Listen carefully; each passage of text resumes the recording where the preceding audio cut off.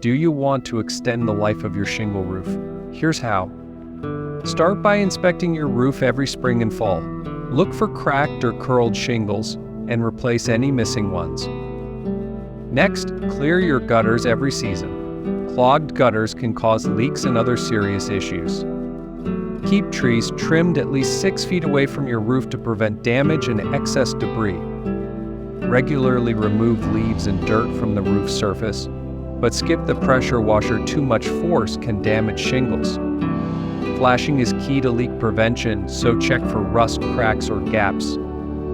If you spot moss or algae, remove it gently and add zinc strips to keep it from coming back. And don't forget the attic. Proper ventilation prevents moisture buildup that can warp shingles. Lastly, schedule a yearly inspection, especially if your roof's over 10 years old.